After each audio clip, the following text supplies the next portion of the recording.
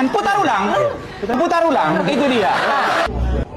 Spirit 80. Spirit 80. Spirit 80. Ada satu nama yang tidak asing di lingkar kekuasaan, tapi sekaligus begitu misterius di balik layar. Dialah Bambang Susantono. Tapi sekarang, ia muncul dengan nama baru, Bambang Saptono. Siapa sebenarnya dia? Kenapa harus ganti nama? Dan apa kaitannya dengan istana? Dia bukan sembarang orang. Mantan kepala otorita IKN ini mendadak kembali ke lingkar kekuasaan, tapi bukan sebagai pejabat formal. Kini, ia menjadi kameramen bayangan Presiden ke-7, Joko Widodo, menempel kemanapun Jokowi pergi, merekam, memantau, dan mungkin juga mengamankan narasi. Tapi siapa yang menugaskannya? Sosok itu tak lain adalah kakak pembina buzzer bayaran, Jenderal Purnawirawan Muldoko. Sebagai Kepala Staf Kepresidenan, Muldoko merekrut dia dengan tugas terselubung. Tapi, ini belum klimaksnya.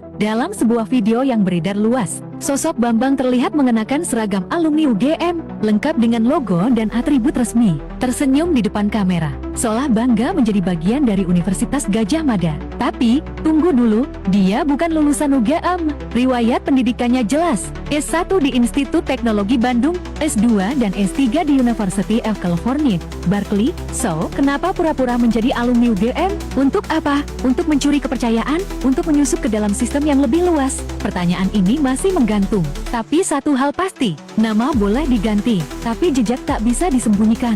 Bambang Susantono alias Bambang Saptono kini menjadi simbol dari permainan identitas di lingkar kekuasaan. Apakah publik akan terus diam atau mulai bertanya, siapa sebenarnya orang-orang yang mengelilingi Presiden ke-7 hari ini? Karena di tengah bayang-bayang kamera dan sorotan media, ada aktor tersembunyi yang ikut menentukan arah sejarah bangsa. Dan mungkin, dia Bambang Saptono bukan sekadar kameramen, tapi pengarah naskah dari sang sutradara Jenderal Purnawirawan Muldoko. Sungguh ironis negara sebesar Indonesia diisi oleh para politikus busuk macam mereka, penipu kelas dunia. Kemana orang pintar, cerdas, di negara ini? Apa kalian mau diam saja, melihat negara yang nenek moyang kalian perjuangkan, dengan darah keringat bahkan nyawa, negeri dirusak oleh para pengkhianat bangsa seperti Muldoko, Luhut Binsar Panjaitan, Jokowi dan keluarganya dan juga geng solonya. Belum lagi banyak para penjilat yang hanya mementingkan jabatan, seperti Armando, Sylvester Matunina, Abu Janda dan lain-lain, yang awalnya mereka pun sama dulunya sebagai buzzer,